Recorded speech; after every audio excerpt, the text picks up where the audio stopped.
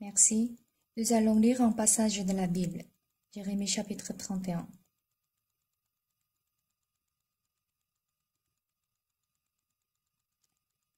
Nous allons lire à partir du verset 15.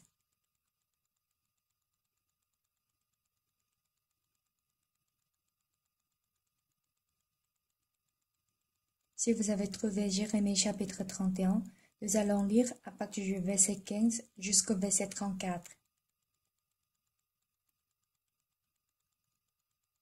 Il est peut-être difficile de trouver Jérémie, du fait que vous n'êtes pas habitué à le chercher, n'est-ce pas? Il se trouve vers la fin de l'Ancien Testament. Je vais lire. Ainsi parle l'Éternel, on entend des cris à Rama, des lamentations, des larmes amères. Rachel pleure ses enfants.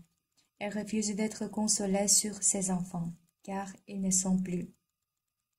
Ainsi parle l'Éternel, retiens tes pleurs, retiens tes larmes de tes yeux, car il y aura un salaire pour tes œuvres, dit l'Éternel. Ils reviendront du pays de l'ennemi. Il y a de l'espérance pour ton avenir, dit l'Éternel. Tes enfants reviendront dans leur territoire. J'entends Ephraim qui se lamente. Tu m'as châtié, et j'ai été châtié comme un veau qui n'est pas dompté. Fais-moi revenir, et j'y reviendrai. Car tu es l'Éternel mon Dieu. Après m'être détourné, j'éprouve du repentir, et après avoir reconnu mes fautes, je frappe sur ma cuisse. Je suis honteux et confus, car je porte l'opprobre de ma jeunesse. Ephraim est-il donc pour moi un fils chéri, un enfant qui fait mes délices? Car plus je parle de lui, plus encore son souvenir est en moi. Aussi mes entrailles sont émues en sa faveur.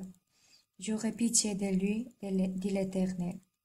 Dresse des signes et place des poteaux, prends garde à la route, au chemin que tu as suivi. Reviens, Vierge d'Israël. Reviens dans ces villes qui sont à toi. Jusqu'à quand serais-tu errante, fille égarée? Car l'Éternel crée une chose nouvelle sur la terre, la femme recherchera l'homme. Ainsi parle l'Éternel des armées, le Dieu d'Israël. Voici encore ce que l'on dira dans le pays de Juda et dans ses villes, quand j'aurai ramené leurs captifs. Que l'Éternel te bénisse, demeure de la justice, montagne sainte. Là s'établiront Juda et toutes ses villes, les laboureux et ceux qui conduisent les troupeaux, car je rafraîchirai l'âme altérée et je rassasierai toute âme languissante. Là-dessus, je me suis réveillée et j'ai regardé. Mon sommeil m'avait été agréable. Voici les jours viennent, dit l'Éternel, où j'ensemencerai la maison d'Israël et la maison de Juda d'une sémence d'hommes et d'une sémence de bêtes. Et comme j'ai veillé sur eux pour arracher, abattre, détruire, ruiner et faire du mal, ainsi je veillerai sur eux pour bâtir et pour planter, dit l'Éternel. En ces jours-là, on ne dira plus, les pères ont mangé des raisins verts, et les dents des enfants en ont été agacées. Mais chacun mourra pour sa propre iniquité. Tout homme qui mangera des raisins verts, ses dents en seront agacées.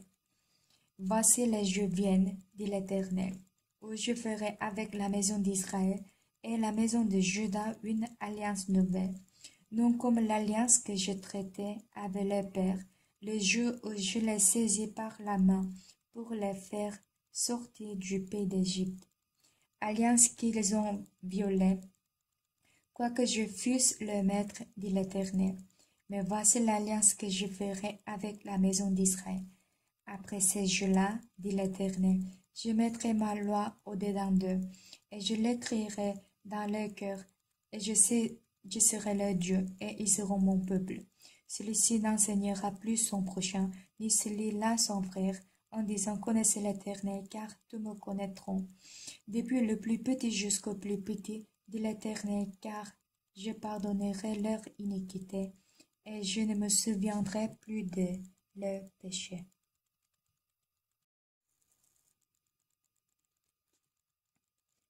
Nous lisons jusqu'ici.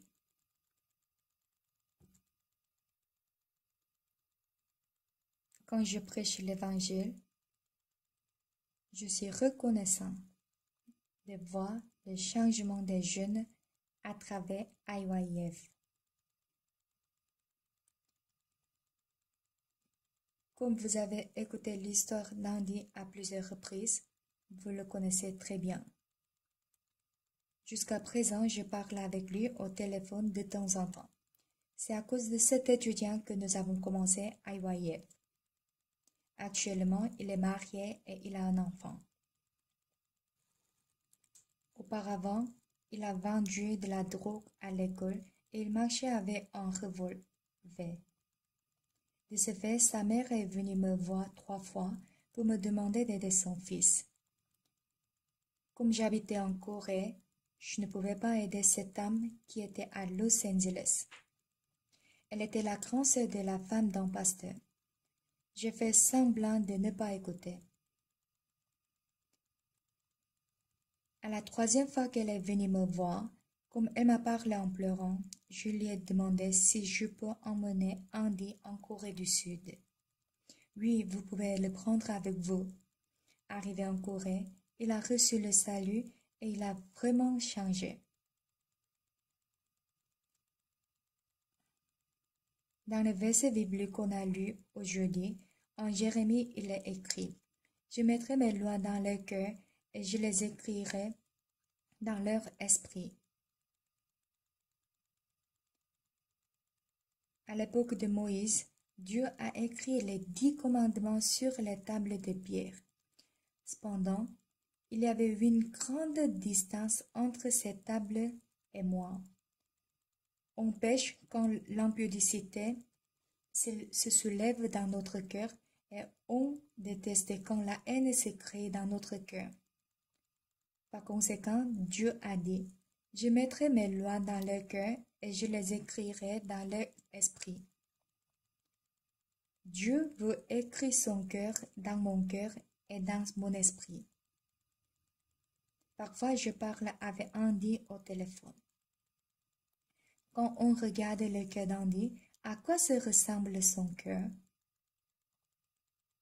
Auparavant, Andy vendait de la drogue à l'école et il marchait avec un revolver. Quand sa mère a découvert un revolver dans la poche de son fils, elle avait vraiment peur.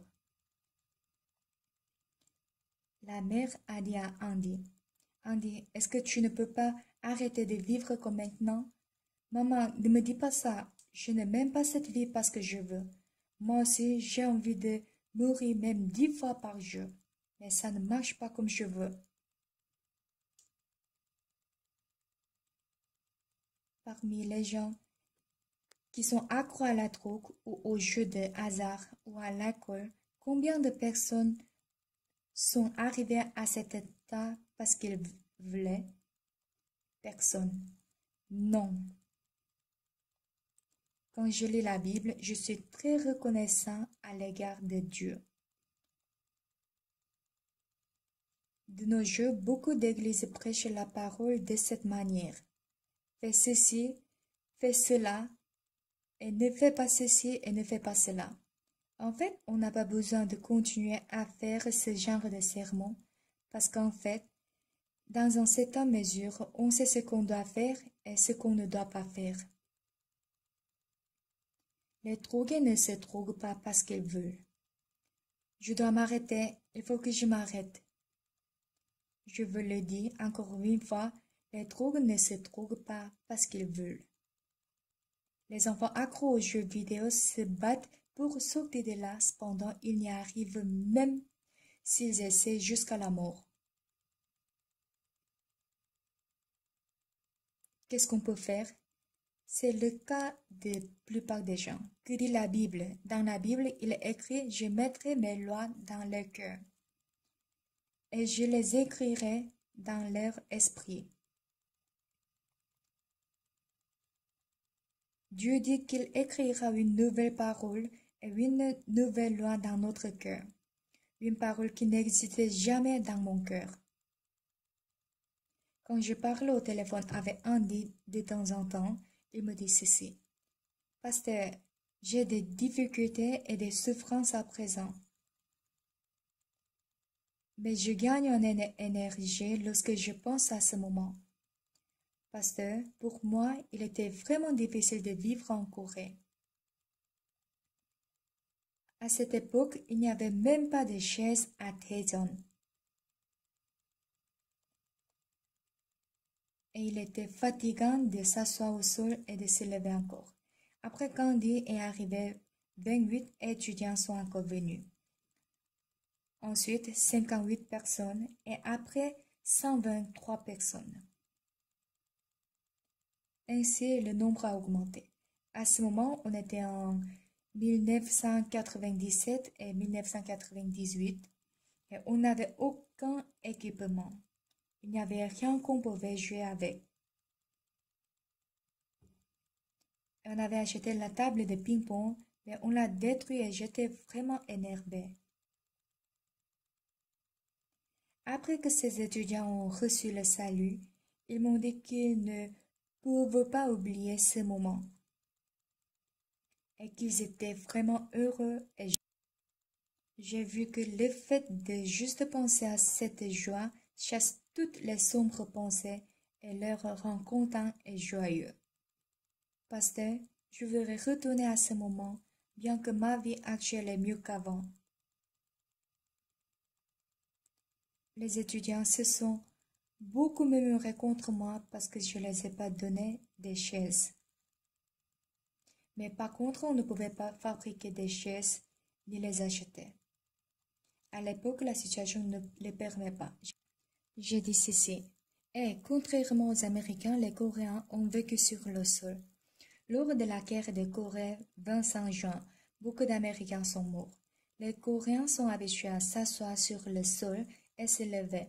Comme ils le savaient très bien, ils ont pu se plaquer au sol pendant la guerre.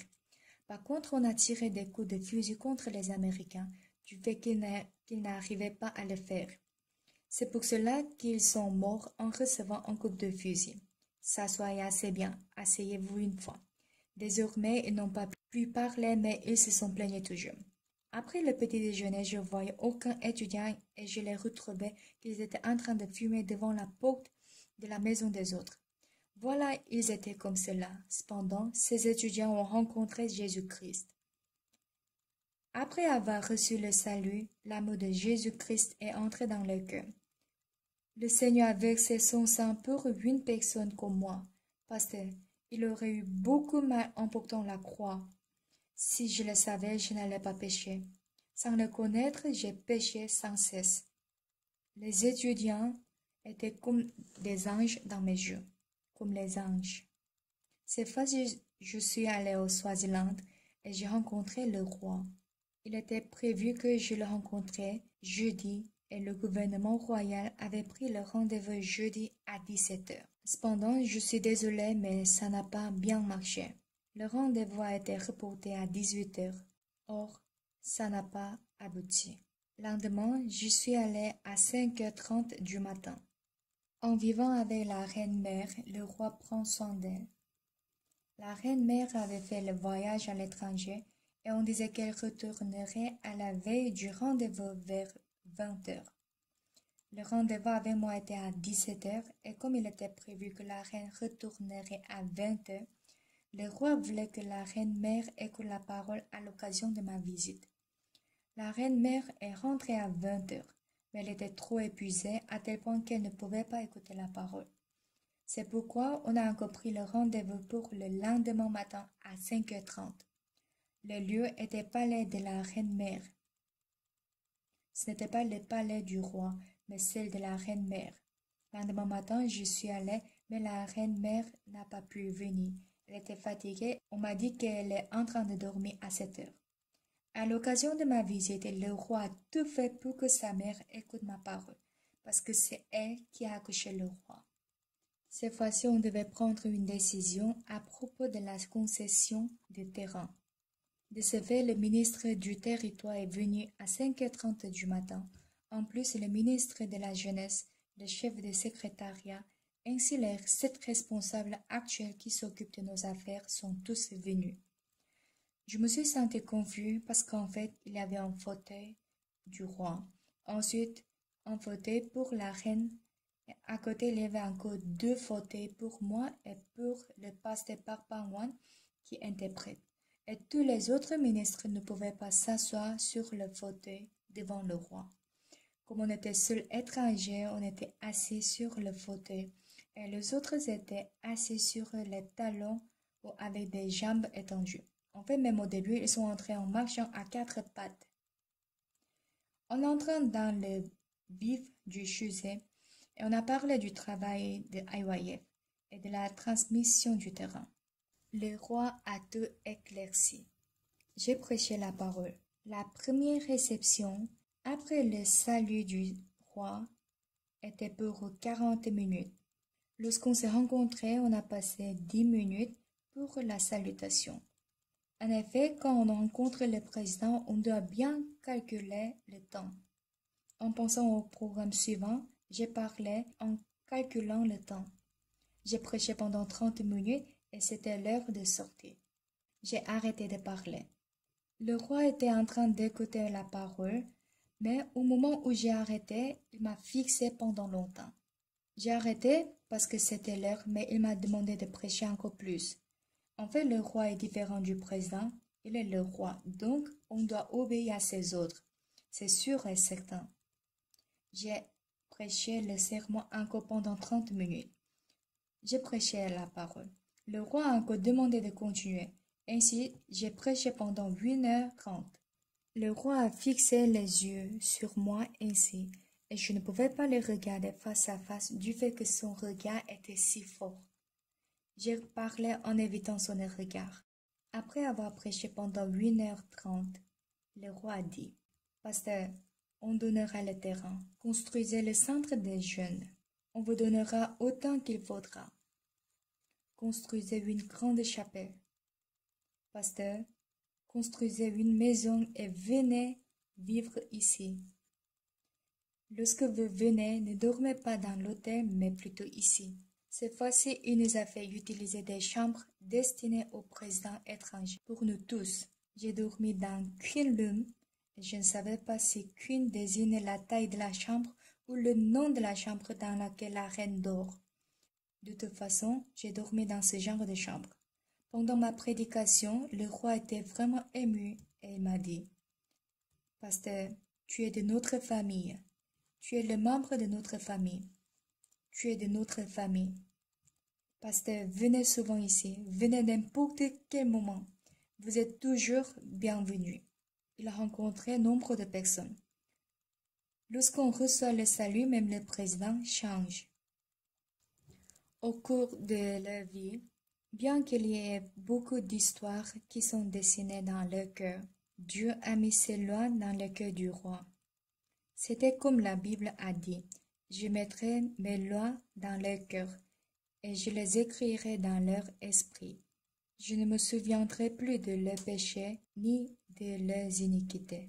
Dit l'Éternel, car je pardonnerai leur iniquité et je ne me souviendrai plus de leurs péchés. » Ceux qui ont cette trace dans leur cœur ne peuvent pas vivre comme les hommes du monde.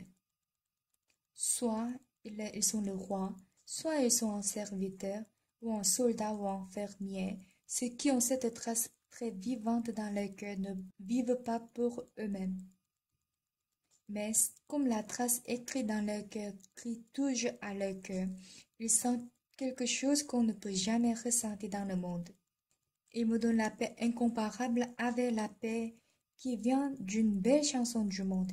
Il me fait reposer en me délivrant du péché.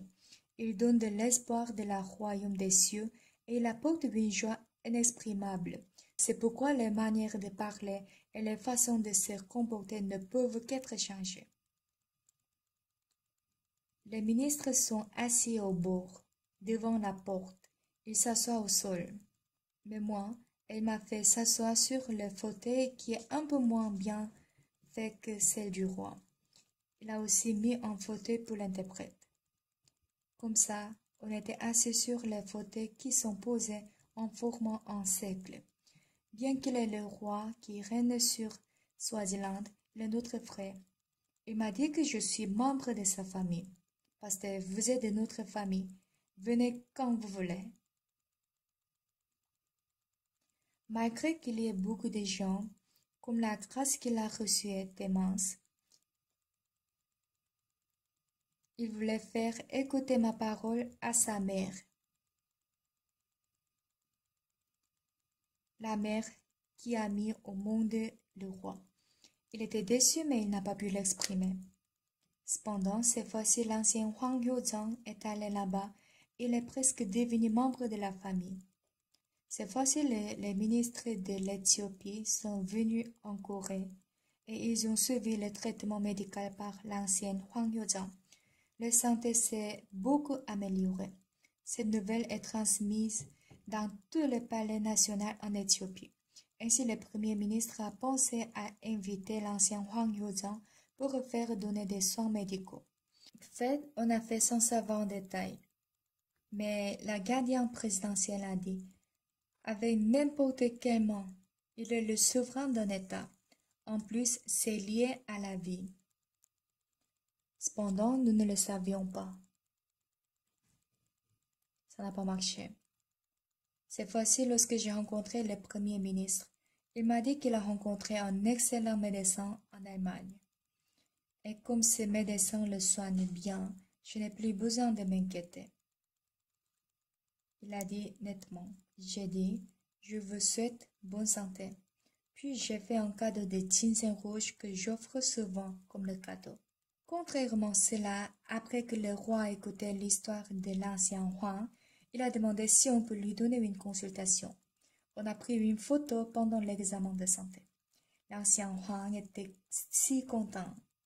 Après l'examen, il a donné le bilan de santé et comme c'est difficile de donner le médicament, il a expliqué quelques moyens de traitement. En ce moment, le roi a demandé s'il n'y a pas de médicaments et on a dit qu'on peut lui transmettre. Alors il était tellement content. On est vraiment la famille. Est-ce qu'il n'est pas une personne qui est venue me tuer? Il n'a pas ce genre de pensée. Je suis vraiment reconnaissant parce qu'en fait, tous qui sont sauvés n'est pas comme lui. L'homme change tous les jours. Il y a quelqu'un qui m'a faussement accusé de détournement de fonds. Vous le connaissez tous, n'est-ce pas? En fait, c'est une chose qui peut se produire. Comment tout homme peut être pareil? Tout homme est différent. Cependant, lorsqu'on entre dans le cœur, le message d'amour écrit par Jésus-Christ est gravé dans notre cœur. Le sale péché qui nous a donné la souffrance, la peur et le brûlement de la conscience qu'on n'a pas pu partager aux autres pendant longtemps. Mais ils sont lavés grâce à Jésus. Il a proprement lavé par son sang. J'ai reçu le salut. Monsieur qui a témoigné ce matin. C'est vrai, n'est-ce pas? J'ai vraiment reçu le salut. Ce qui est vraiment extraordinaire est l'amour que j'ai reçu par le salut. En moi, il y a beaucoup de cœur. L'envie de manger, l'envie de nager, l'envie de dormir. Il y a beaucoup de pensées, mais il n'y a rien qui est plus grand que cet amour. Ce cœur d'amour conduit tous les autres cœurs. Il réunit mon cœur afin de me diriger vers Jésus. De ce fait, dans l'Ancien Testament, il est écrit « Souviens-toi toute ta vie du jour où tu es sorti du pays d'Égypte. » Immoler la Pâque pour souvenir de la Pâque. Après 4 jours, précisément le 10e jour du mois, on prend un agneau sans défaut. On le garde et on l'immole au 14e jour du mois entre les 2 soirs. On prend de son sang et on en met sur les 2 poteaux et sur le linteau de la porte des maisons. Puis on en mange la chair, mais on ne le mange point à demi-cuit et bouilli dans l'eau. Mais il sera rôti au feu, avec la tête, les jambes. On la mange avec des pains sans levain et des herbes amères. Et on chante et loue en famille. De cette façon, on célèbre la Pâque. De quoi il s'agit? En fait, le peuple d'Israël était délivré de la malédiction de l'Égypte par le sang de l'agneau. Et il était conduit à mener une vie bénie, et c'est cette histoire qu'on est en train de parler. C'est la raison pour laquelle il a demandé de sacrifier la Pâque et de l'observer. Le jour où on est délivré du péché, est-ce que ce jeu n'est pas devenu estompé dans votre cœur? La reconnaissance de ce jeu n'est pas effacée dans le cœur. Le jour où je suis délivré du péché, à ce jour, l'amour de Jésus a apaisé mon cœur pour effacer l'impurité et la sueur du péché de mon cœur. À ce jour. Néanmoins, Satan couvre cet inoubliable jour complètement par le chagrin du monde, la souffrance, les inquiétudes ou la peur, dans l'intention de couvrir la joie, l'amour, la grâce et la reconnaissance qui viennent de Jésus-Christ. Ainsi nous tombons dans le désir sexuel, le plaisir, le désir, l'argent, le ténèbre, le péché, du fait que dans notre cœur, on n'a pas de conducteur qui peut guider notre cœur entièrement. Pour cela, il a gravé des lois sur les tables de pierre. Tu ne commettras point d'adultère, tu ne tueras point, tu ne mentiras point, tu ne convoiteras point. Les tables de pierre sont trop loin de mon cœur. De ce fait, les paroles sur les tables de pierre n'étaient pas capables d'effacer l'impudicité de mon cœur. Comme il est écrit sur les tables de pierre, je sais bien que je ne dois pas mentir, ni voler, ni convoiter, et ni commettre l'adultère, mais les paroles des tables de pierre se sont trop éloignées de lui. De ce fait, la vie du peuple d'Israël était toujours enfoncée dans le vice. Qu'est-ce que Dieu dit en Jérémie chapitre 31? Voici l'alliance que je ferai avec la maison d'Israël. Après ces jours-là, dit l'Éternel, je mettrai ma loi au-dedans d'eux, je l'écrirai dans leur cœur. Lorsque je regarde mon cœur, je vois que le salut est établi au centre de mon cœur. Lorsque Jésus-Christ a versé son sang sur la croix, la dette de mes iniquités était terminée. En ce moment, je suis devenu libre du péché. Maintenant, j'éprouve de la joie. Ce que joyeux est entré dans mon cœur. Et Jésus l'a écrit très précisément.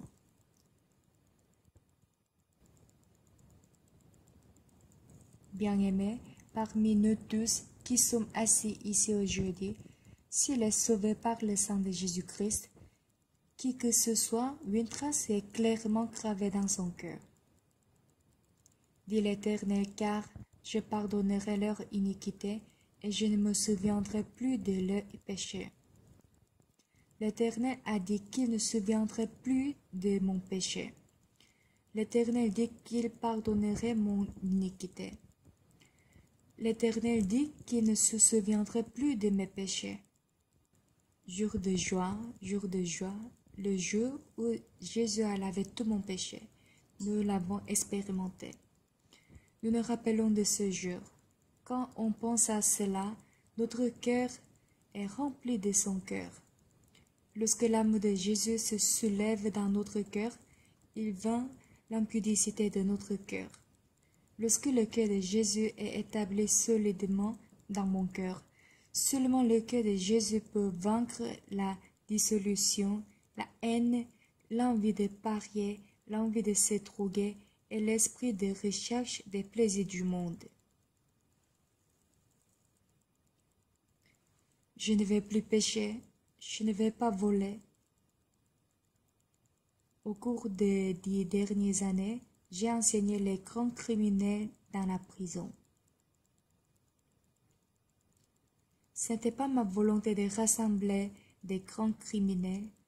J'avais rassemblé des gens pour l'étude biblique et lorsque j'ai vu leur inculpation, la plupart d'eux étaient des meurtriers. J'ai vu que les meurtriers ont changé en Jésus-Christ. J'ai vu que les tueurs coulent les âmes. J'ai vu que les meurtriers ressentent de la joie infinie. Je pardonnerai leurs iniquités et je ne me souviendrai plus de leurs péchés. Cette parole est ineffaçable dans leur cœur. J'ai lu le livre qui dit que notre Église est une secte. Après avoir lu ce livre, j'ai eu mal au cœur. Il a écrit sans rien savoir de notre Église. Qu'est-ce qu'on dit dans ce livre?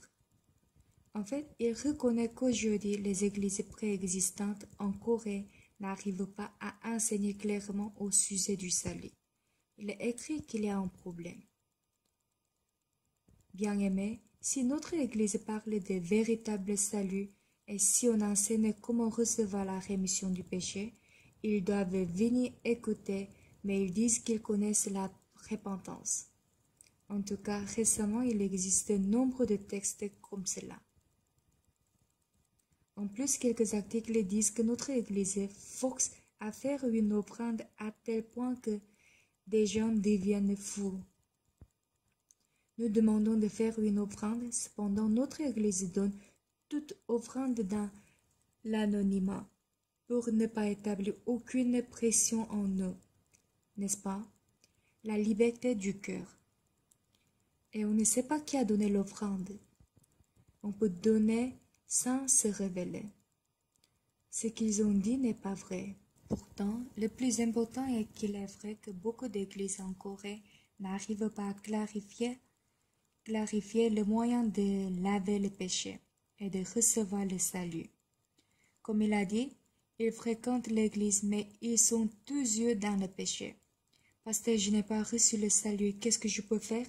Si, frère, tu as reçu le salut, tu viens à l'église, c'est le salut. Croire en Jésus, c'est le salut. Beaucoup d'églises enseignent de cette manière. Pasteur me dit que j'ai reçu le salut, mais je n'ai pas de preuve, ni paix du cœur. J'ai le péché dans le cœur.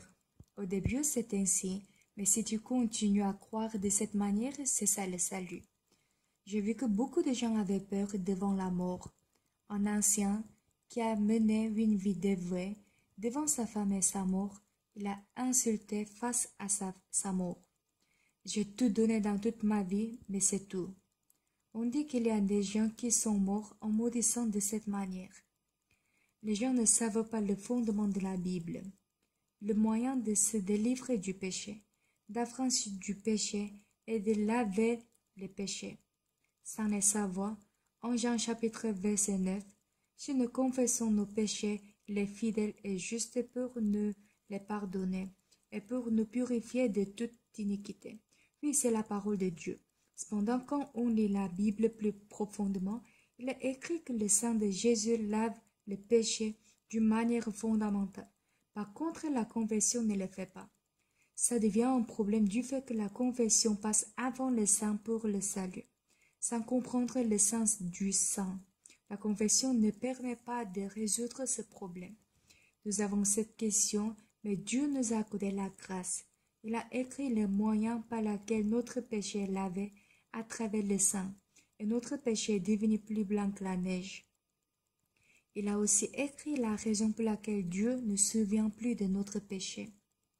Bien-aimé, la trace de Dieu qui est très précieuse se trouve dans notre cœur.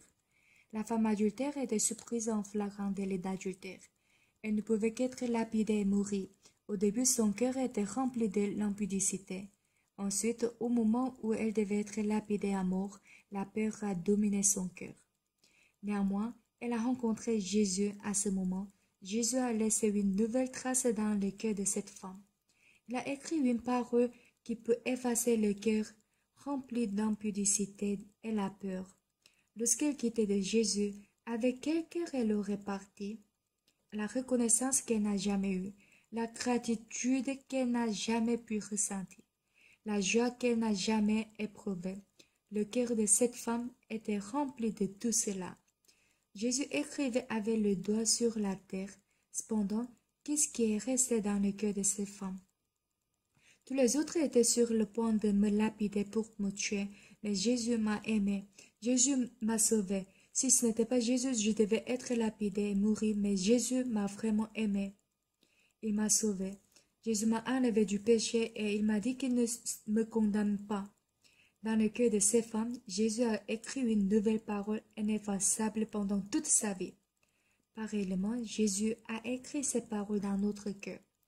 Lorsqu'on est dans la difficulté, la souffrance, la calomnie par les gens, la douleur, je me rappelle de l'amour et de la joie que Jésus m'a donné, et cela me donne une immense reconnaissance inexprimable.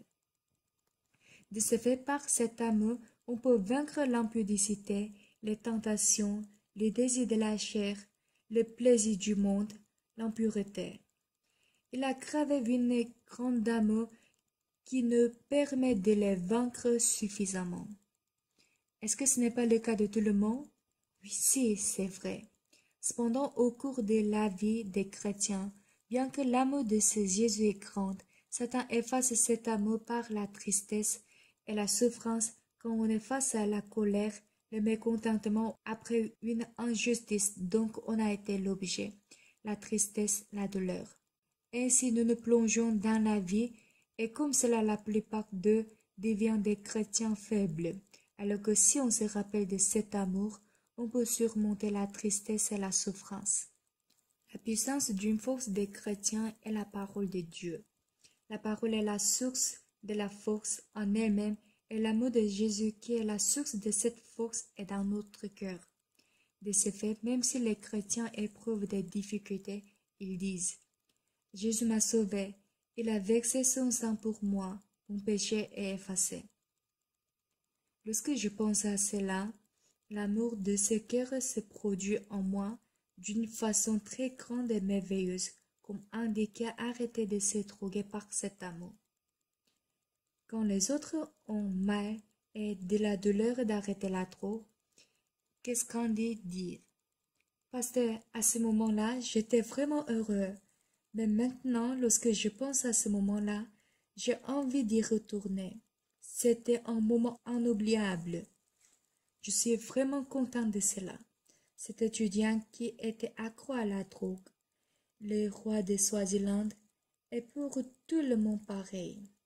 C'était cet amour qui rend leur cœur heureux et les a fortifiés afin qu'ils puissent vaincre le péché, la tentation et Satan. Ce n'était pas par leurs efforts ou leurs décisions qu'ils se sont arrêtés de panier. Je rencontre beaucoup de prisonniers. Lorsque je les rencontre de temps en temps, la plupart d'entre eux sont dans le désespoir. On ne peut pas commettre un péché si on est dans la prison. Est-il possible de se procurer de la drogue ou de l'alcool? Est-ce qu'on peut parier? Non, parce qu'on est renfermé. Même s'ils pensent qu'ils sont bons, quand ils sortent de la prison en disant qu'ils se sont renoncés au péché définitivement, ils rentrent. Quelqu'un rentre après 1 an, d'autres après 6 mois.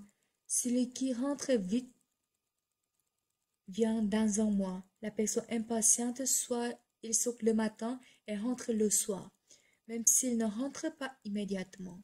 En fait, c'est vrai. Être renfermé dans la prison, comme ils ne peuvent pas parier, ni tuer, ni voler, ni commettre l'adultère, ils pensent qu'ils ont changé. Dans leur cœur, ils se disent ainsi: je me suis retiré de là, je ne vais plus voler, je m'arrête de pécher, j'ai tout terminé. Ils le disent, mais leur détermination ne peut pas vaincre la tentation du péché. C'est pourquoi ils sortent et ils rentrent. Notre pasteur Kim Ki-sang, qui était accusé de meurtre, était dans la prison et il a reçu le salut. Il a reçu le salut en lisant le livre La rémission du péché de la Renaissance. Il a eu une pensée différente qu'avant. Il a pensé qu'il a mené une vie très insensée. Après 17 ans d'emprisonnement, il a écrit une lettre à son père avant 1 mois du jour de la sortie de prison. « Papa, je sortirai de la prison tel jour du tel mois. Je suis un fils indigne pour toi. Dans bientôt, je vais aller te voir pour te saluer. » Après, il a écrit la lettre à ses amis. « Hey, je sors de la prison à quel jour du quel mois? On se verra à ce jour. » Il attendit le jour de la sortie de prison impatiemment. Mais Dieu lui a donné une pensée. En effet, il y a un leader chrétien dans la prison. Il est le plus sincère chrétien dans la prison. À part ce leader, il y a aussi un leader bouddhiste et un leader catholique qui sont comme les anges dans la prison. Cependant, à son avis, ça ne sera pas si étrange si c'est lui qui rentre à la prison, mais les leaders religieux qui sont comme les anges rentraient dans la prison. Eux tous rentraient. Dieu lui a donné une sagesse. Lorsqu'il regarde, il y a des gens qui disent qu'ils se sont retirés du péché et qu'ils ne pécheront plus. Ils se décident, se déterminent et mènent une bonne vie sans péché dans la prison. Mais en fait, comment est-ce qu'on peut pécher là-bas? Quand ils sortent, ils y rentrent. Au début, ils étaient condamnés à mort, mais difficilement il a été dispensé de la peine de mort. Normalement, il a été puni de 15 ans d'emprisonnement, mais du fait qu'il a enlevé en surveillant d'un établissement pénitentiaire, 2 ans en est encore ajouté. Dieu a donné la sagesse. Si je sors, je rentrerai. Moi aussi, je rentrerai. Avant 3 mois du jour de la sortie de prison, il a commencé à penser ainsi. Si je sors, sûrement je retournerai. Je vais mener toute ma vie dans la prison. Lorsque les prisonniers sortent de la prison, beaucoup d'entre eux pensent qu'ils se sont retirés du mal et qu'ils sont devenus un nouvel homme. Cependant, tout le monde rentre, la plupart d'eux. Cet homme a commencé à penser d'une manière différente des autres. Le Saint-Esprit l'a conduit. Je retournerai à la prison. Il a obtenu cette sagesse. Ainsi, il n'est pas retourné à la prison. Comment je vais faire? Qu'est-ce que je dois faire? Ce n'est pas que la détermination des prisonniers est ferme, mais même s'ils se décident, tout le monde pêche. Moi aussi, je rentrerai dans la prison pareillement. C'est ça. Je terminerai ma vie dans la prison. Il a eu peur. Il est devenu triste. Comment je dois faire? Qu'est-ce que je peux faire? Cependant, un jour, à fin du compte, il a découvert que par sa propre force, ça ne peut pas marcher même s'il fait des efforts. Il a décidé d'écrire une lettre à Pasteur Parcourceux qui lui a conduit à recevoir le salut. Je demanderai à l'auteur de ce livre. Il a encore écrit une lettre à moi. Pasteur, j'étais emprisonné parce que j'ai commis un meurtre. Cependant, en lisant votre livre, La rémission du péché de la Renaissance, j'ai reçu le salut. Lorsque je sors de la prison, est-ce que vous pourriez s'occuper de moi? Je lui ai demandé de venir. Le frère a commencé à écrire une lettre à son père à nouveau. Mon père, je sors de la prison à quel jour et quel mois? J'ai envie de te rencontrer, mais en fait, lorsque j'ai réfléchi plusieurs fois, je pense que je ne peux que retourner à la prison. Par conséquent, je voudrais rester auprès du pasteur qui m'a enseigné. Bien que je ne pourrai pas te voir, pardonnez-moi s'il vous plaît. Si l'occasion se présente, j'y viendrai te voir. Il avait vraiment envie de voir son père, de même son père qui n'avait pas vu son fils pendant 17 ans. En réalité, il a dit que sa mère lui rendait visite souvent, mais son père n'est jamais venu le voir. Son père lui a envoyé une lettre. C'est bien, dans ce cas, tu n'as pas besoin de venir. Deviens-toi un homme digne, s'il te plaît. Il est venu à notre église.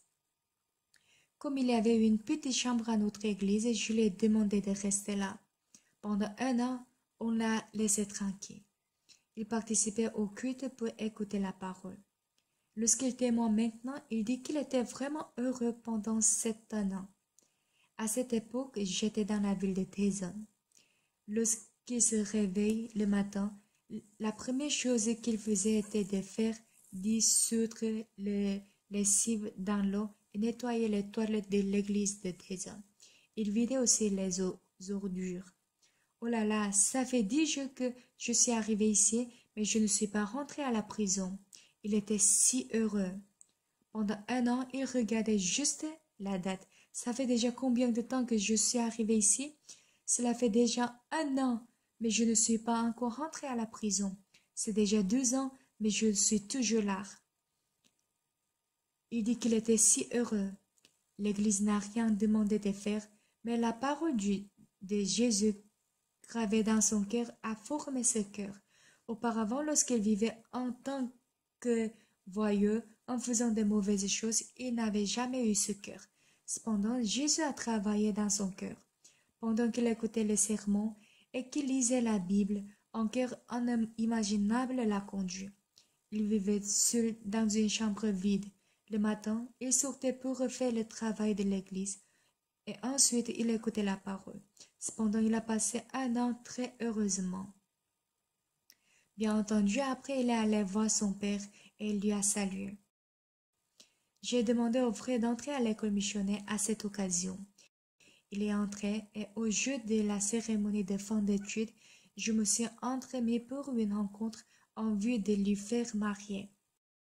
J'ai dit à la sœur, cet homme était meurtrier, mais il n'est plus. Cet ancien homme est mort et maintenant il est devenu un nouvel homme. Il a changé.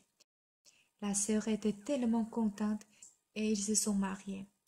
Lors du mariage, tous les membres de la famille sont venus. Particulièrement la grand-sœur de ce pasteur qui était vraiment contente a dit devant sa famille. Applaudissons au pasteur, il a formé mon petit frère jusqu'à ici. Qu'est-ce que j'ai fait pour le former? Je n'ai rien fait personnellement, mais la parole de Dieu. Au printemps dernier, ce frère a envoyé des lettres à toutes les prisons de toutes les régions. Il s'est présenté et il a demandé s'il pourra faire une conférence. Aucune réponse est arrivée, mais une prison lui a répondu. Lorsqu'il y allait, le responsable de l'éducation des prisonniers a dit « Comme vous connaissez, lors de la conférence, tous les prisonniers dorment. J'espère que vous allez le comprendre. » Il est monté sur l'estrade. « Bien-aimé, lorsque vous sortez de la prison, faites-vous des efforts pour mener une bonne vie sans péché, n'est-ce pas? Vous vous déterminez à ne pas commettre le péché. Mais c'est inutile. Ne le faites plus. Même si vous le faites, vous pécherez encore. En fait, tout le monde qui vient à la prison demande aux prisonniers de ne pas pécher, mais contrairement à eux, il a dit que c'est inutile de se déterminer. Personne n'a dormi et il a parlé pendant 5 heures. Les éducateurs en milieu carcéral ont dit « C'est justement cette parole. On a demandé de ne pas pécher alors qu'on devait faire comme lui. » La conférence a été très demandée. Maintenant, il est très occupé. Pasteur Kim Gi-sang rencontre les directeurs des services pénitentiaires qui sont au même niveau que les vice-ministres.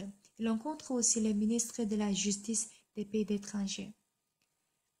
En plus, après avoir écouté les témoignages du pasteur Kim Gi-sang, dans les différents pays, beaucoup de prisonniers ont eu le changement comme la parole. J'étais un prisonnier pendant 17 ans. En plus, j'ai rencontré beaucoup de situations que je pouvais même mourir. Aussi toutes les difficultés du monde. Toutefois, mon cœur n'a pas changé, même dans cette difficulté. Cependant, mon cœur a changé par l'amour de Jésus. Même jusqu'à maintenant, beaucoup de gens ne le savent pas. Ils pensent qu'ils sont capables de se changer s'ils se déterminent. Qu'est-ce que c'est cette force? Le principe de la force est que le faible est entraîné par le fort. Même si on ne se bat pas, si le fort nous tire, on ne peut qu'être traîné. Même si j'essaie de ne pas parier, si un cœur fort me tire au jeu de hasard, je ne peux pas vaincre ce cœur. Comme il est inutile de se décider de ne pas avoir de la fièvre alors qu'on a le paludisme. C'est pareil. Lorsque je suis enrhumé, même si je fais des efforts pour ne pas tousser, je ne peux pas l'arrêter. C'est le même principe. La plus grande force, pas notre décision ni détermination et ni des efforts, mais l'amour de Jésus-Christ. Le cœur de Jésus, lorsque cet amour coule dans notre cœur, les mauvaises pensées perdent la force dans le cœur de Jésus. Son amour et sa parole. Car les mauvaises pensées sont les ténèbres et Jésus est la lumière, vu que c'est la lumière. Un enfant voudrait vraiment manger la glace. Du coup, il s'est décidé de voler le tirelire de son grand frère. Pour cela, il a ouvert le tiroir de la table, mais il y avait la photo de Jésus. Comme il n'a pas pu, il est resté sur place. Ensuite, comme l'envie était si forte, il a ouvert le tirelire de son frère après avoir couvert la photo de Jésus avec la serviette. Il a volé. Cette histoire, vous le comprenez, n'est-ce pas? Comment je peux oser alors que Jésus me regarde? C'est vrai. Dans votre cœur, Jésus a dit qu'il est la lumière du monde. La fausseté, l'intempérance, l'orgueil, le cœur torture, la haine et la jalousie, ils vont tous partir de la ténèbre. Même si ce genre de cœur a rempli votre cœur, si la parole de l'amour de Jésus est restée dans votre cœur, tous ces cœurs vont perdre la force. Au moment où vous ressentissez l'amour de Jésus, vous acceptez l'amour de Jésus, vous vous rappelez de Jésus qui est mort sur la croix pour vous. Ainsi, à travers Jésus, on vainc le monde, les désirs, l'impudicité et aussi le plaisir.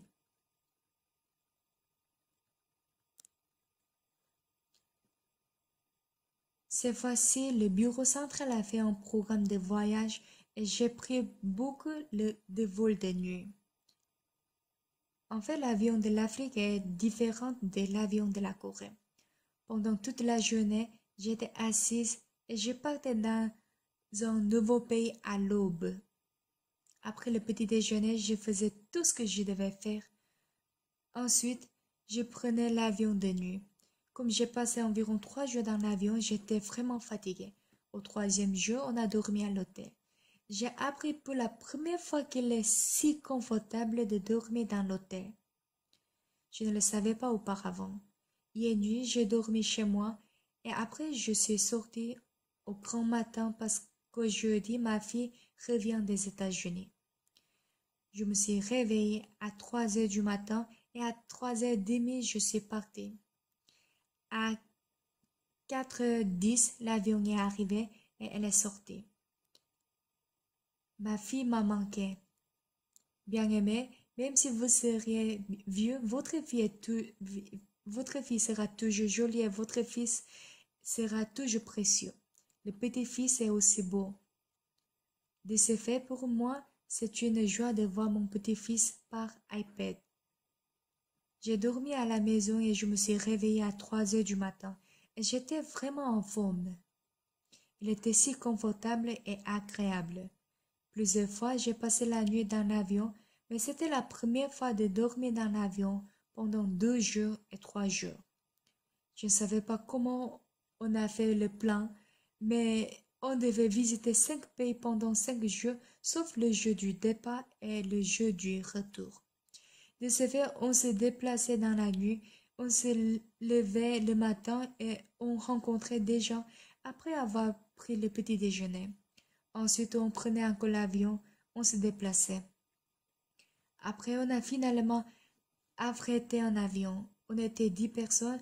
L'avion affrété coûtait $3 500. Ça coûtait $6 000 pour une longue distance et $3 500 si la destination n'est pas trop loin. L'avion affrété était vraiment bien pour économiser le temps. De ce fait, on montait dans l'avion et on se déplaçait par là. Dès qu'on est monté, tout le monde dormait sauf moi.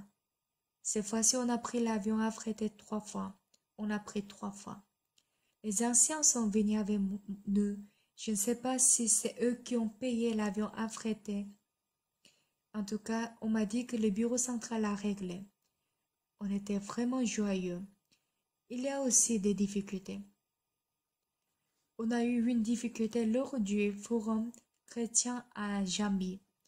Nos pasteurs sont allés voir le ministre jambien des Affaires religieuses et ils ont protesté contre lui pour que pasteur Park prêche lors de l'événement. Cependant, vu que j'ai prêché la parole plusieurs fois à l'occasion des Christian Leaders Forum à Jambi, le côté religieux nous savait déjà. Si les gens écoutent le sermon du pasteur Park, il sera révélé que le sermon est faux. Ils ont peur de ça, certes. C'est pour cela qu'ils ont peur. C'est pour ça.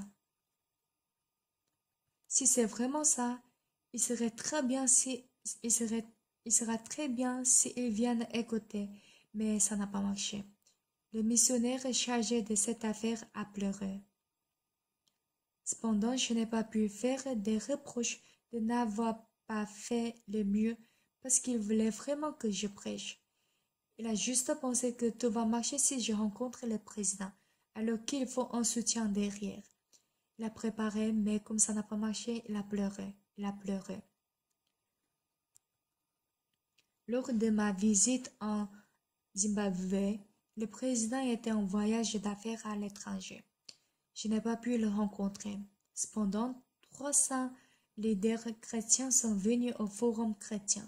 J'ai prêché autant que possible. 2 heures du sermon avec 1 heure des autres présentations. Au total, on a fait la conférence de 3 heures. Ils ont reçu le salut et ils étaient si joyeux. On m'a dit que 16 personnes sont encore venues sans rendez-vous. Même après mon départ, les gens sont venus et on les a fait l'entretien. J'étais vraiment reconnaissant devant Dieu.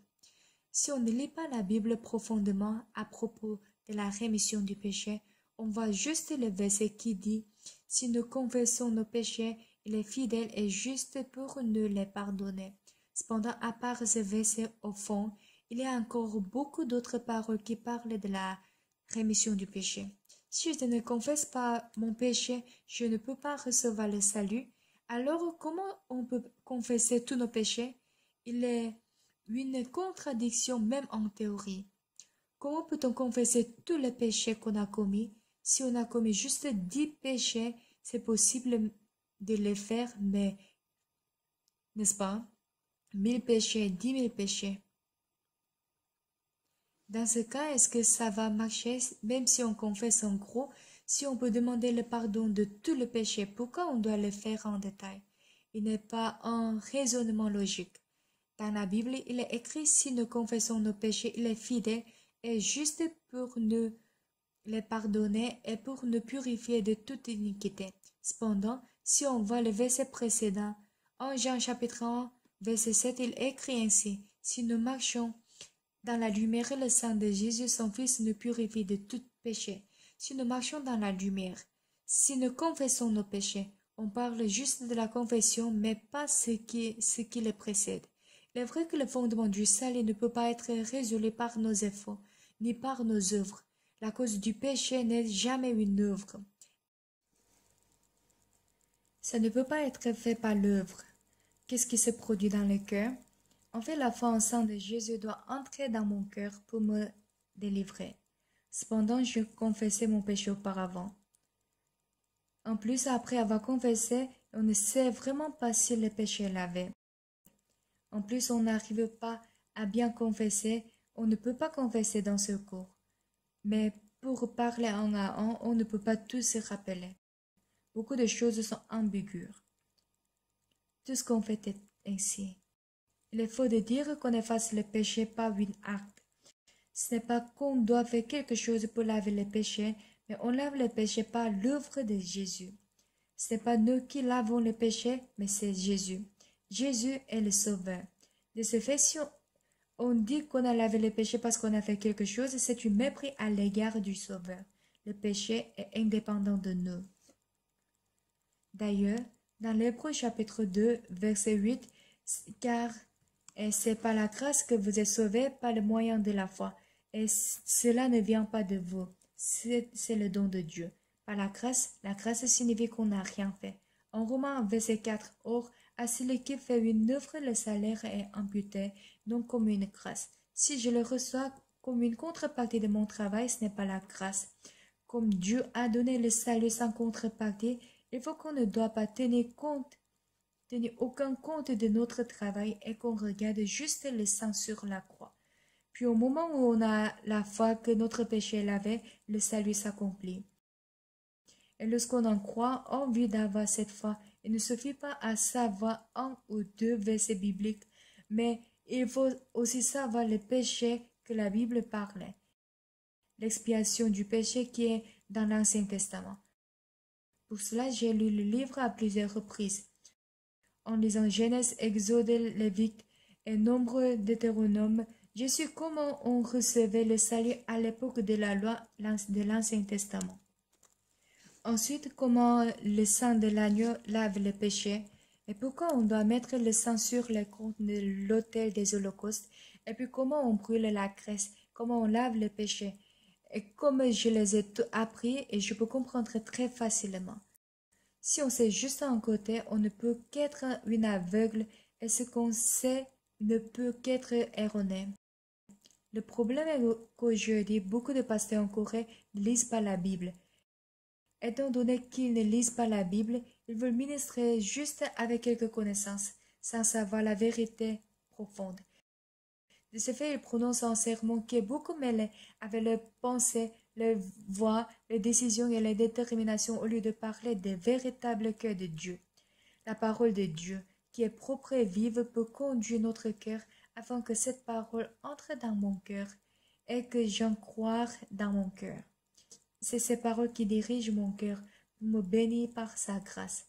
C'est ça que je parle. Aujourd'hui, le temps est beaucoup passé. J'ai parlé de Jérémie chapitre 31. Je parlerai davantage de cette partie à la prochaine. Cependant, autrefois, Dieu a aimé juste les Juifs, mais il n'a pas aimé les étrangers. Il n'a pas donné le salut aux étrangers. Après que Jésus est ressuscité, il a dit une chose extraordinaire. Et Pierre a dit, les disciples ont demandé, Seigneur, est-ce en ce temps que tu rétabliras le royaume d'Israël? Jésus leur répondit, ce n'est pas à vous de connaître les temps ou les moments que le Père a fixés de sa propre autorité. Mais vous recevrez une puissance, le Saint-Esprit survenant sur vous. Et vous serez mes témoins à Jérusalem, dans toute la Judée, dans la Samarie et jusqu'aux extrémités de la terre. Dans la parole de Jésus, jusqu'aux extrémités de la terre signifie qu'on dépasse les Juifs. En fait, les Juifs traitaient les Samaritains comme un chien.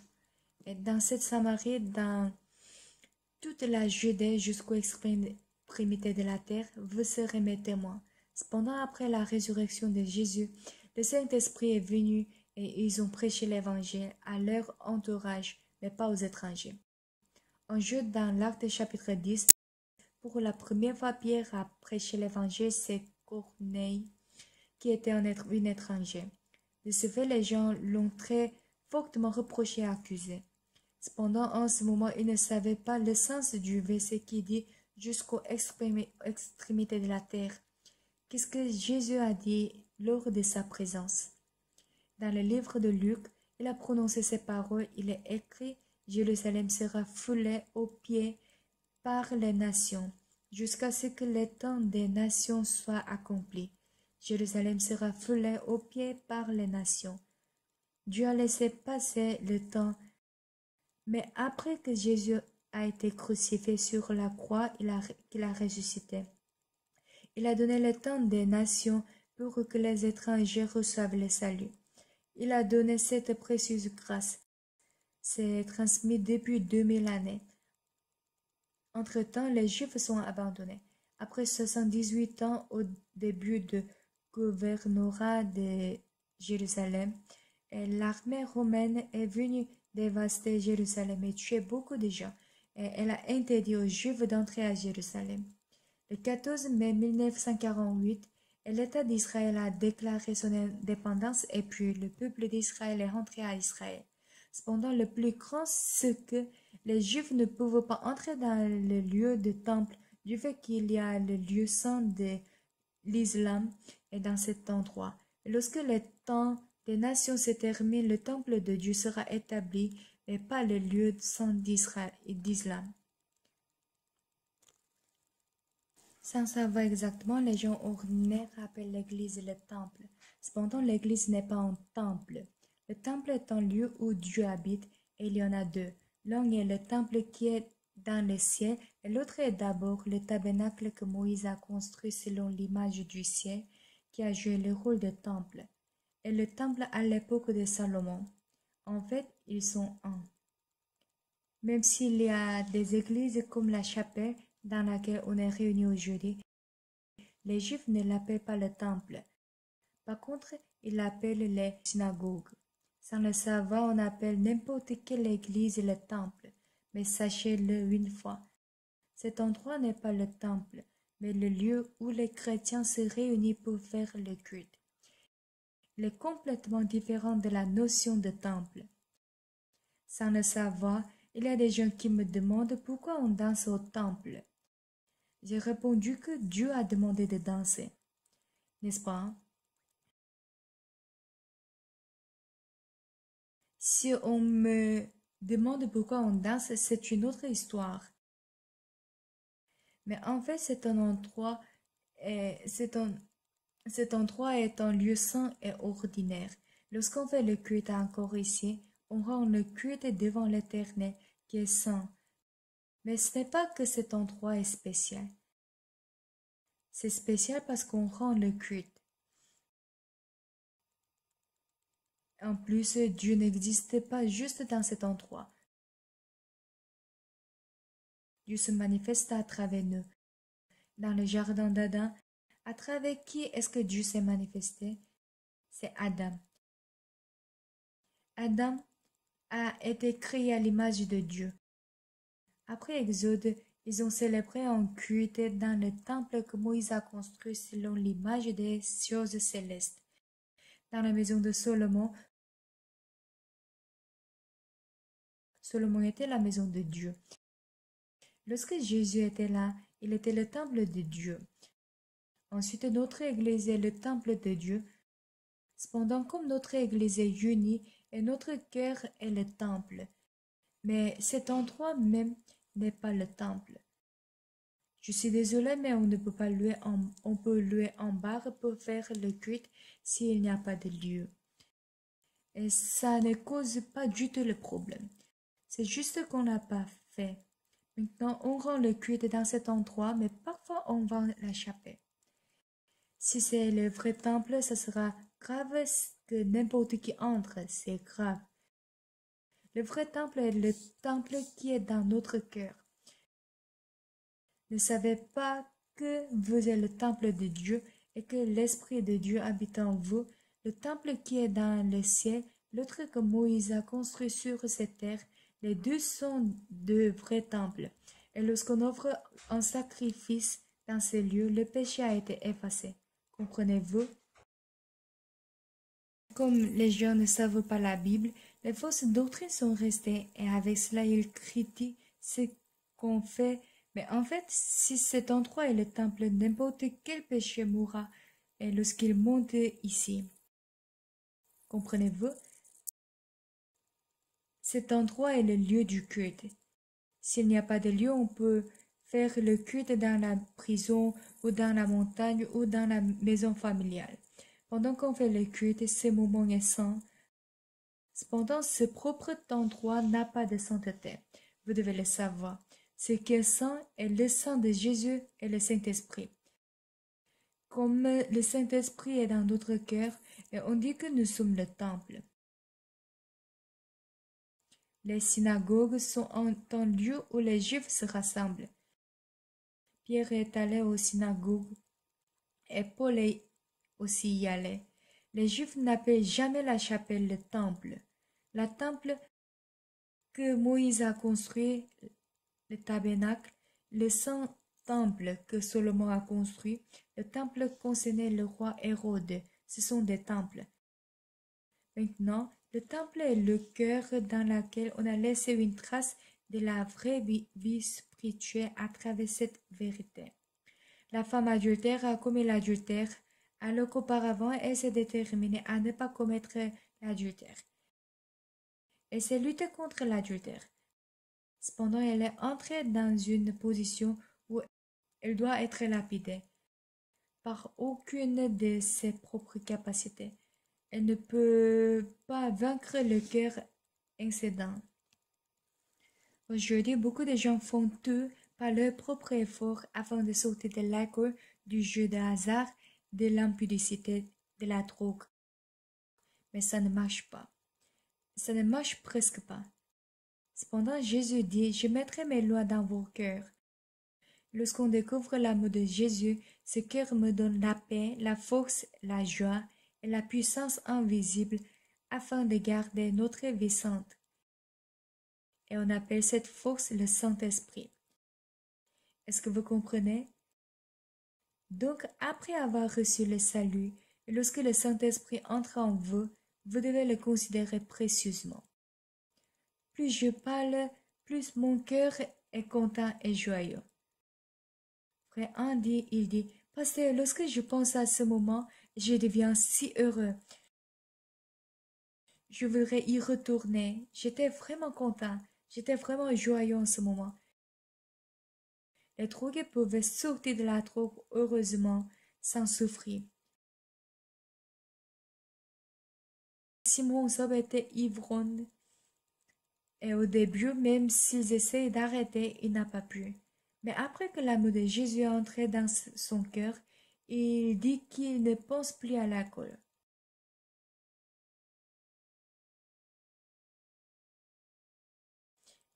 Il était ivrogne et qui commençait la journée avec 2 bouteilles d'alcool au réveil.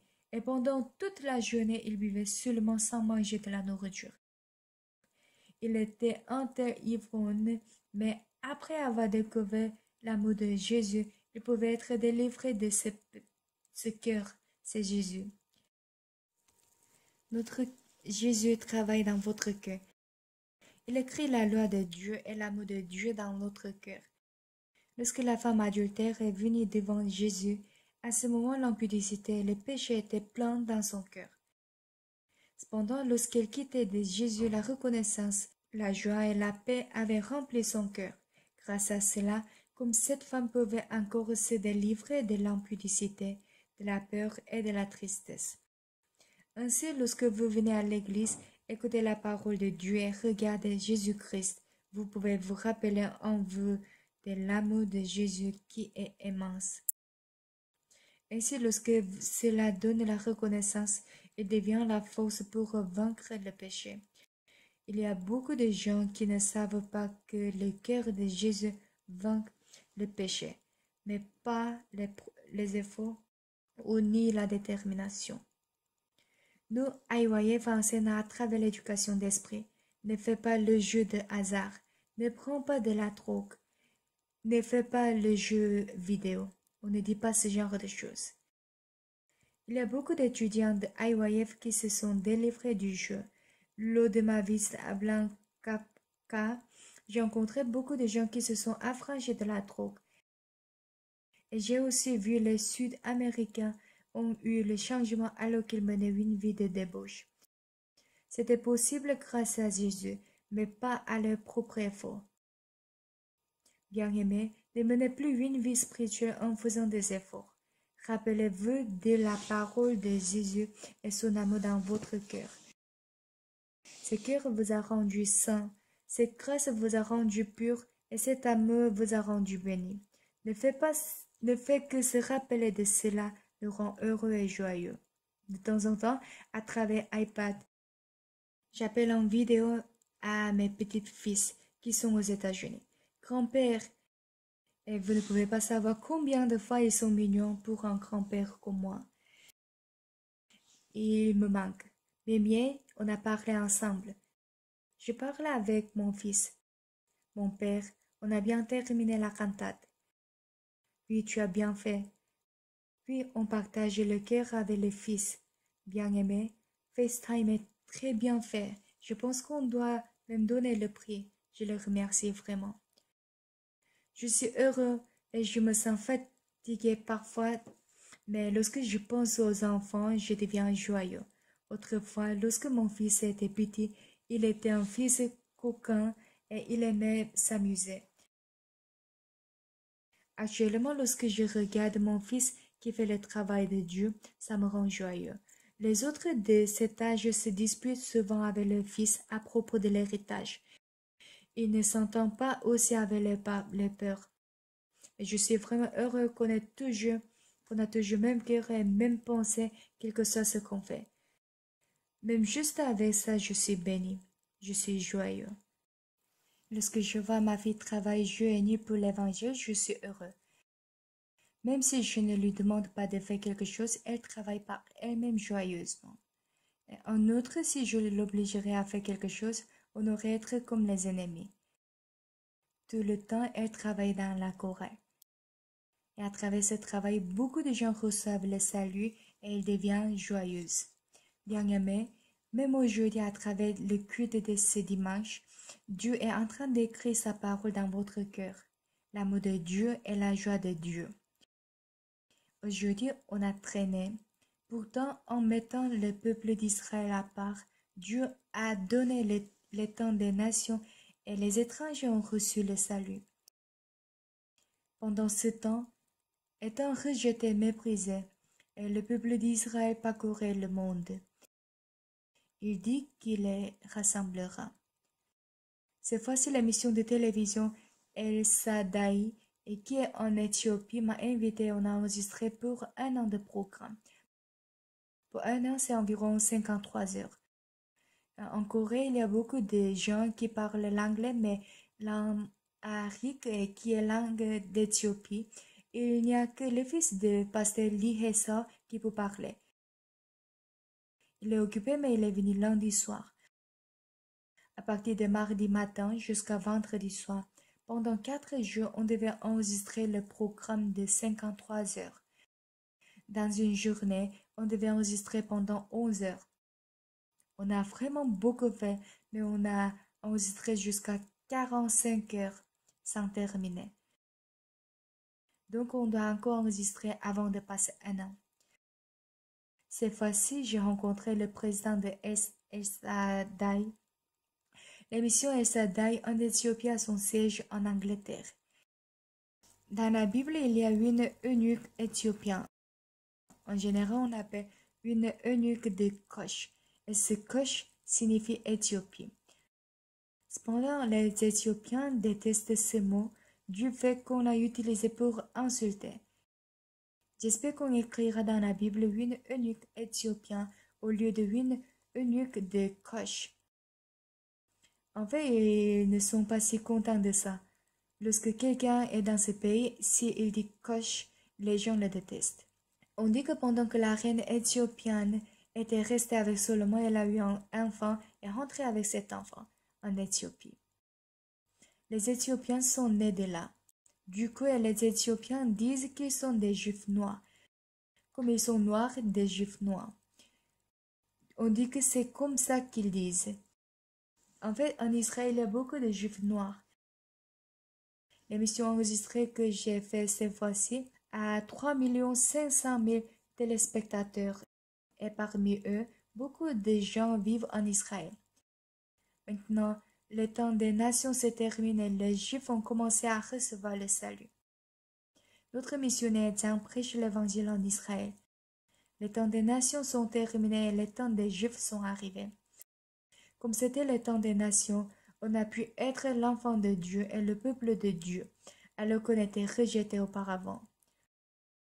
Aujourd'hui, on a lu une partie de Jérémie 31 qui raconte l'histoire que les Juifs reviennent. Lorsque vous rentrez chez vous, si vous lisez encore plus, vous allez mieux comprendre. Dieu les a abandonnés et qu'ils étaient rejetés, méprisés et tués dans le monde. En Allemagne, beaucoup d'entre eux sont morts. Ainsi, ce sont des gens qui ont éprouvé des souffrances très douloureuses. Mais lorsque le temps des Juifs revienne, le temple d'Israël sera rétabli là-bas et le véritable sacrificateur sera aussi établi. Ainsi, on croit que le moment qu'ils vont rendre gloire à Dieu reviendra. Cependant, c'est presque arrivé. Par conséquent, je pense que l'émission que je fais a un sens parce qu'il prêche l'évangile aux Juifs. Bien-aimés, je vous prie de beaucoup prier. Ce n'est pas que vous devez faire les biens pour être la lumière, mais si l'amour de Jésus est dans votre cœur, si la grâce de Jésus, l'assurance que votre péché est lavé est dans votre cœur, vous êtes déjà la lumière. Cela vous fait prier. Ce n'est pas vos déterminations ni vos décisions, mais l'amour que Jésus a donné et qu'il a écrit dans mon cœur. Est-ce que vous tous vous l'avez? Répondez tous. Vous êtes Amen? Oui, à travers ces forces, on peut vaincre le péché, l'épreuve et le monde. Prions. On va avoir le temps de prier personnellement.